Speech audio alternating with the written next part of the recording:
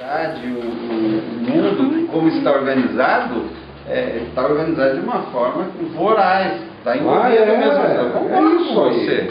E a economia é que organiza e dá ordem à vida das pessoas.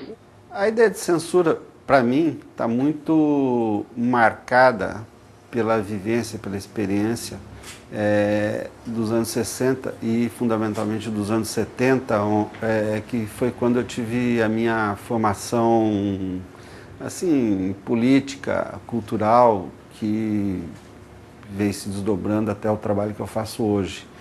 E a ideia de censura, portanto, está muito fortemente relacionada com o estado ditatorial que nós vivemos na década de 60 e que se desdobrou posteriormente. Na faculdade, inclusive, no colégio, inclusive, tive a experiência de publicar jornais, depois eu fazia um curso de redação profissionalizante e lá tivemos os jornais censurados, com espaços em brancos, e foram suprimidos textos por conta da censura que estava embutida na cabeça dos professores coordenadores do colégio.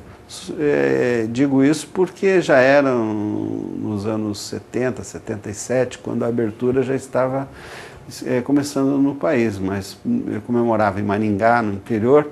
No interior as coisas demoram mais para chegar, então o medo pairava ainda sobre a cabeça daqueles professores. E nós, alunos, já queríamos derrubar aqueles militares que a gente via pela televisão, aqueles totens verdes. E então nós já tínhamos uma ação muito forte contra isso, e viver a censura era apenas mais um desafio para nós, então, naquele momento, né? E pulando daquela época para hoje, eu sinto que hoje nós não temos censura, pelo menos eu não vivencio a censura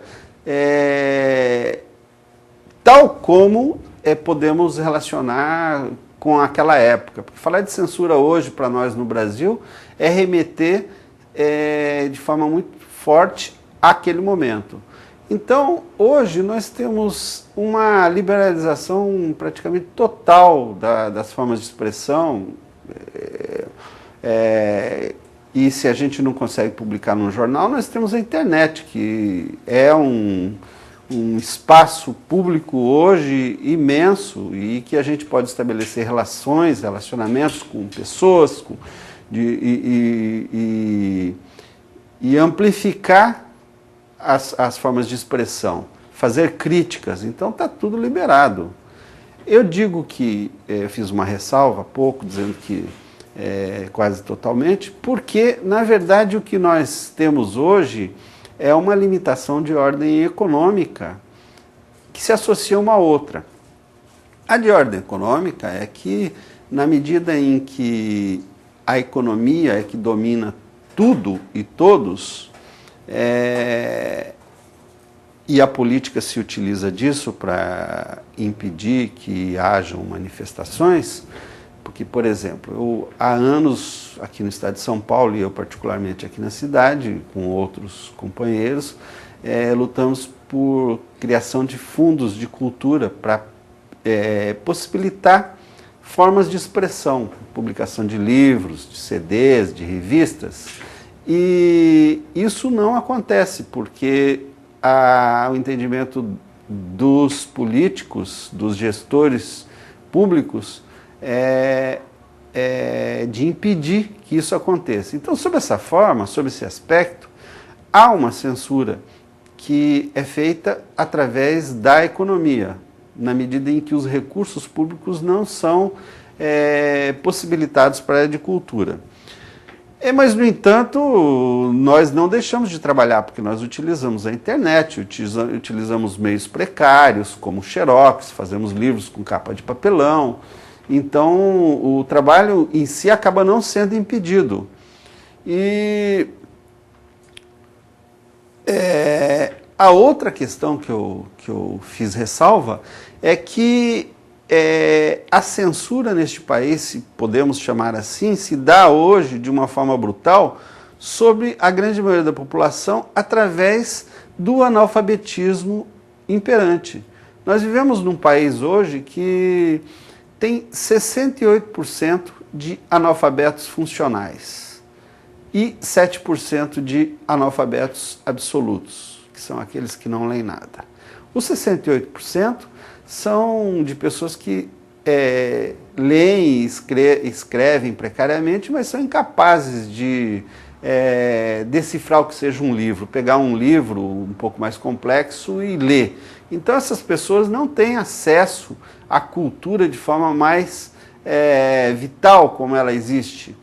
E isso para mim então é uma forma de impedir as pessoas de ter acesso à cultura do país, às formas de manifestação, a poder até mesmo se manifestar. E então temos apenas 25% da população que é de alfabetizados.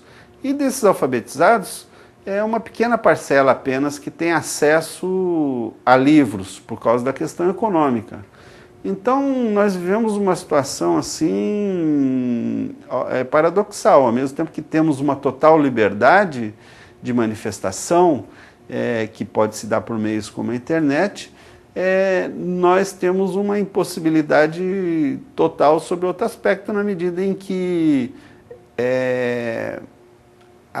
a incultura, o analfabetismo impede o acesso das pessoas ao que se produz de melhor no país.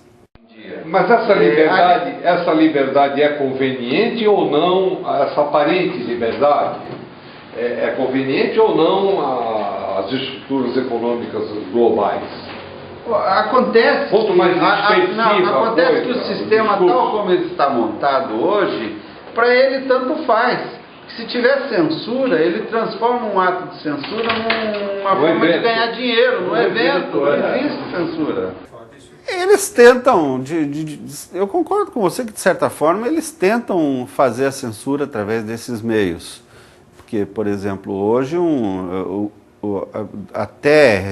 ainda a situação é hoje, está em mudança, o Estado tenta passar para as empresas, através das leis de fomento, a decisão de quem se fomenta ou não. A Lei Rouanet funciona assim.